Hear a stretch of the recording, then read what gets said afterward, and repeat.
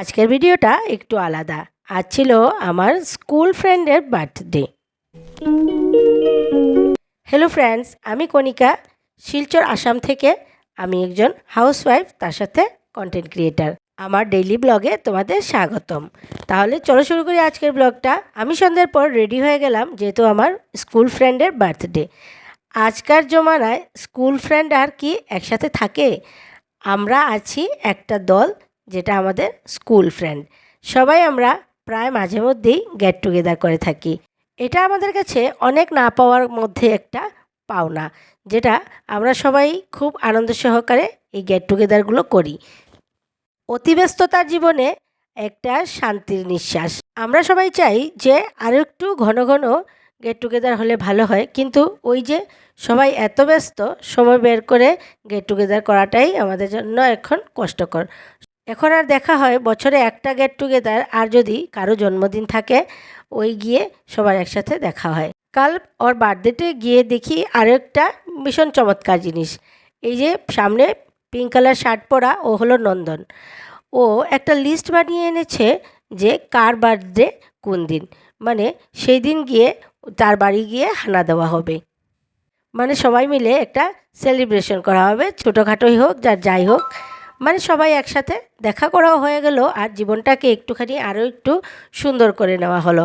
বয়স তো এখন দিনে দিনে বাড়ছে, সবাই আমরা এক ধাপ করে উপরে উঠছি, আর দিনগুলো এত তাড়াতাড়ি চলে যাচ্ছে যে মনে হচ্ছে তাড়াতাড়ি বুড়ো হয়ে যাব। এখন আমরা সবাই মিলে চাইছি যে বাকি জীবনটাকে আমরা আর একটুখানি ভালো করে সুন্দর করে কাটাই, আর একটু জীবনটাকে ধরে রাখার চেষ্টা করি, আনন্দ মুহূর্তগুলোকে আর একটু বেশি করে আনন্দ করি। আমার ছোটোবেলার বন্ধুদের মধ্যে একজন হলো নন্দন, সুমন আর পিনাক। আমরা ক্লাস 1 থেকে একসাথে পড়ে আসছি। আর পম্পি আমাদের সাথে জয়েন হয়েছিল ক্লাস 8-এ এসে, মানে হাই স্কুলে ও এসে আমাদের সাথে জয়েন হয়েছিল। আমাদের স্কুলে নতুন অ্যাডমিশন নিয়েছিল, তখন থেকে পম্পির সাথে আমার ফ্রেন্ডশিপ। মেট্রিকুলেশন পর্যন্ত আমরা দুজন খুব ভালো বন্ধু ছিলাম। তারপর ও মানে হায়ার এডুকেশনের জন্য শিলচর এসে পড়ে, আর আমি ছিলাম আমার বাবার বাড়ির এখানে একটা কলেজ আছে সামনাসামনি, সেখানে ওই কলেজেই আমি পড়াশোনা করেছি। তারপর ওর সাথে আমার আর ভালো করে তেমনভাবে আর দেখা হয়নি। স্কুল পড়ে 1-2বার ও আমার বাড়িতে এসেছিল, তারপর আর তেমনভাবে দেখা হয়নি। হঠাৎ একদিন দেখলাম, মানে খবর এলো যে ওর বিয়ে ঠিক হয়ে গেছে, আর ওর বিয়েটা হয়েছিল শিলচরে, তাও আবার রাতের পার্টি। তাই আমার আবারও আসা হলো না। সেই থেকে ওর থেকে আমার যোগাযোগ মানে একদমই বন্ধ হয়ে গেছিলো।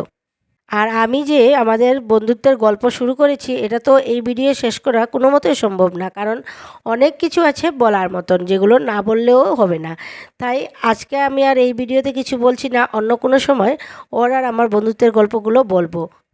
তারপর দেখতে পাচ্ছ এই যে পিনাক সামনে যে বসা, ও খুব ভালো গান গায়, তাই ও অনেকগুলো গান গাইলো। আমি যেগুলো ভয়েস দিতে পারলাম না, কারণ এটাতে কপিরাইট পড়ে যাবে, তাই ওর গানগুলো তোমাদের শোনাতে পারলাম না। আর দেখতে পাচ্ছ সবাই নাচানাচি করলো, যে যেভাবে পারছে। আর আমি তো আর তেমনভাবে ডান্স ফান্স পারি না, কিন্তু তাও সবার সাথে তালের সাথে একটু তাল মিলালাম। আর তারপর জমিয়ে খাওয়া দাওয়ার হলো, ইলিশ মাছ, বাউশ মাছ, তারপর তো ডাল, চাটনি, পাঁপড়, ভাজা, এই সেই সব কিছুই ছিল, আর অনেক কিছু যেগুলো খেয়েছি এখন আর বলতে পারছি না। তারপর খুব মজা করতে করতে, অনেক নাচ গান ডান্স করতে করতে অনেকটাই রাত হয়ে গেল। এখন দেখছিলাম যে আমরা প্রায় 11:30 বেজে গেছে। তারপরও পম্পি আমাদের কাউকেই ছাড়তে চাইছে না। কোনো মতে আমরা আজ এবার বিদায় নিলাম। তাহলে আজকের মতন আর এইটুকুই। তোমরা সবাই সুস্থ থাকবে, ভালো থাকবে, টাটা বাই বাই। দেখা হচ্ছে আবার নেক্সট ব্লগ।